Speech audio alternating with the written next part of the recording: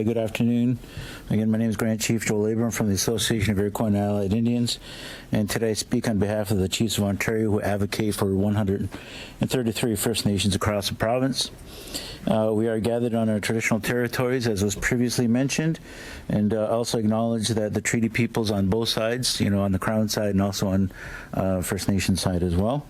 And we're here today in conjunction with Environmental Defense and others to raise serious concerns about Bill 5, Protect Ontario by Unleashing Our Economy Act, and to call on Ontario government to immediately halt its advancement. Let's be clear, First Nations do not oppose development. We understand that Ontario must remain a competitive jurisdiction to navigate global economic realignment. However, we cannot and will not support development that is done the wrong way, ignores our rights, and puts the environment and our heritage at risk. And there are 4 critical risks in Bill 5 we have identified. The first one is heritage and burials. Ontario and First Nations have worked in good faith on repatriating cultural and sacred items and protecting burial sites. Bill 5 would undermine that progress. It authorizes the Lieutenant Governor and Council to exempt projects from archaeological requirements. Artifacts may be reported only to landowners and the minister, not to First Nations, and this violates the spirit of reconciliation and risks international condemnation. The second thing is mining and decision-making power. The bill grants sweeping powers to the Minister of Energy and Mines to authorize or deny mining leases and override the MLAS system. First Nations are frozen out of critical decisions, and without their participation, mining projects will increasingly face resistance, delay, and legal challenge.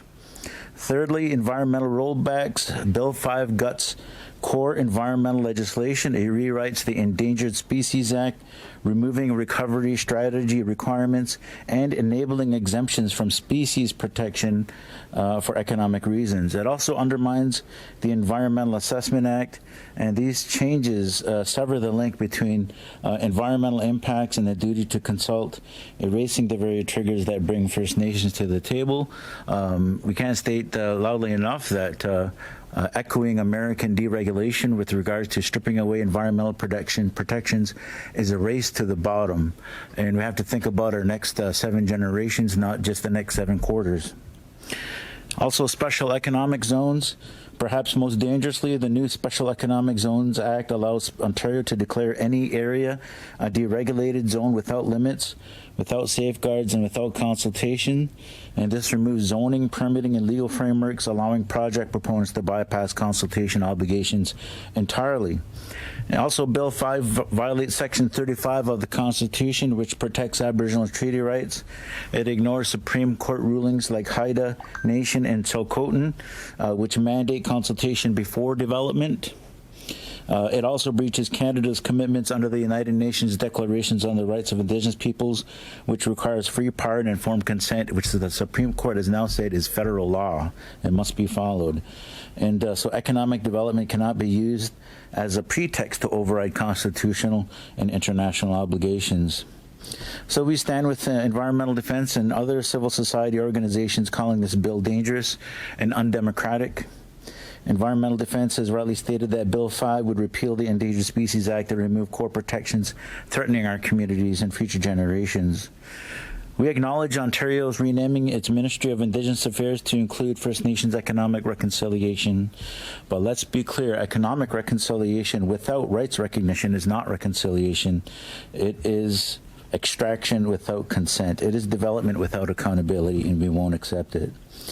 So again, our call to action is we're calling on Ontario government to immediately pause Bill 5, undertake First Nations-led consultations, include non-derogation clauses to protect treaty and inherent rights, add explicit exemptions for First Nations laws, respect our duty and right to steward lands, waters, and communities.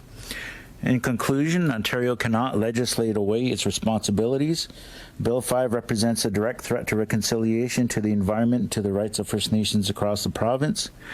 Also, changes to legislation have to be public and free and consultative, whereas putting things in regulations, you can do a lot of things behind closed doors, which is, I believe, is what a lot of the intent behind this bill as it stands now is.